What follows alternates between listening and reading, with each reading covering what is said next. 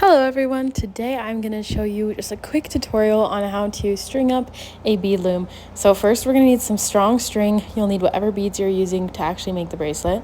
And I will make a more in-depth video on how to do the entire process, but for now I'm just showing you how to string it up. So we're going to take our loom, make sure those on the side are tightened up, and we're going to just tie a normal knot with our string onto one of those hooks, just a normal knot. When we take it off, we'll just kind of chop at it with our scissors and it should come undone. But for now, we're just tying a good knot. We're going to do 2 knots so that it's secured. And then I like to do a 3rd or 4th sometimes, just to make sure it's extra secure and on there.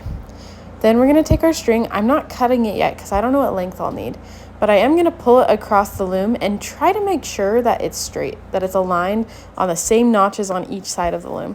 So you can kind of see how that's more straight. You can align it with the black parts on top and bottom. It makes it a lot easier to line it up. So depending on the size of your beads, you're going to want to do different thicknesses. We'll come back to that though. So for now, you're going to wrap that string around the silver notch on the other side 1 or 2 times. I like to do 2 just for good measure. This is what it would look like if I was doing smaller beads. That's just 1 notch in between every one. But for this bracelet, I will be doing 2 notches in between every bead. So I'll have a thicker space there for my bigger beads. So after you've wrapped that around 2 times, I'll show you right here. You're going to tighten it up. You can also do this before you do it, but you're just going to make sure it's tight enough that your string is held, but it's not too tight yet because we're going to tighten it one last time after we've put all the strings on. So here you can see I'm going to string that back through, making sure it's aligned on both sides. It's a little hard to see with my table, sorry. Wrap it around that one twice. It doesn't actually matter which direction you wrap it around, just as long as it's securely on there. So then you're just going to go back and forth until you have the amount that you need. So if your pattern is 10 long, you need 11 strings. If it's 5 long, you need 6 strings. You always need 1 more string than your pattern it calls for. And then some smaller looms will only have 1 in the middle, but mine has 2, so you can see that I have this little section on the side, and it doesn't matter too much that it's like a square like that. I just did that so that the string wouldn't be tempted to jump over onto the other notches as I'm working. So finally I just wrap it around that middle one again, just because I like to make it extra secure. I just do a ton of turns and then I tie a knot. It's a lot harder to tie the knot and keep it tight on all the strings so that they're not uneven tightnesses.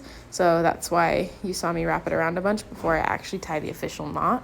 Again, you don't have to do that. I just find it makes it easier for me. And then you're going to carefully tie that knot so that it holds all those strings in place.